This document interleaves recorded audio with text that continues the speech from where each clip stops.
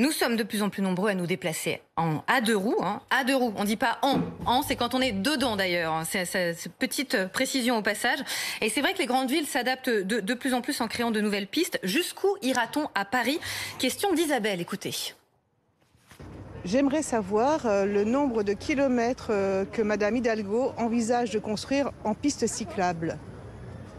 Alors aujourd'hui, Isabelle, eh bien, on est arrivé à 1 millier de kilomètres de pistes cyclables dans la capitale. C'est ce que nous dit la mairie. Il y a 5 ans, on était à 700 et quelques, et ça va continuer à augmenter, nous assure l'équipe municipale, surtout dans les rues à forte fréquentation automobile, là où clairement il y a besoin de protéger les cyclistes. Alors à la fois des couloirs, des pistes séparées, aussi des rues à double sens pour les vélos. Ça, on sait que c'est plus ou moins risqué, on va dire, pour l'avoir testé quand les rues sont un peu étroites. C'est vrai qu'aujourd'hui, on peut emprunter de plus en plus de rues en sens interdit. S'y ajoutent en plus des pistes provisoires matérialisées en jaune. Aujourd'hui, ce sont les fameux coronapistes qui ont suscité pas mal de controverses auprès des automobilistes. Elles représentent 50 km dans Paris, une centaine de kilomètres supplémentaires dans les départements de la Petite Couronne. Et l'idée est de les pérenniser, assure là encore la mairie. Et ça nous amène à la question d'Annie sur ce que risque les cyclistes en cas d'infraction au code de la route.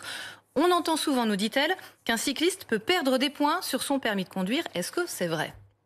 Eh ben non. Non. Ouais.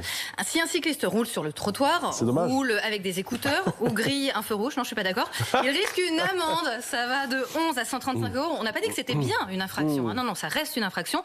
Une amende de 11 à 135 euros. D'ailleurs, le nombre de PV s'est envolé dans la capitale et dans toutes les grandes villes, mais il ne perd pas de points, le cycliste.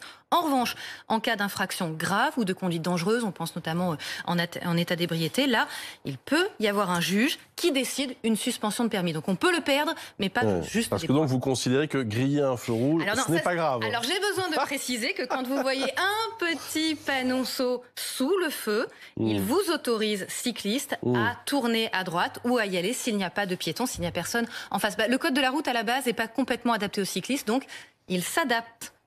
C'est ça, on va dire ça comme ça. Non, c'est bien dit. Il s'adapte. Si. Il s'adapte. On enchaîne.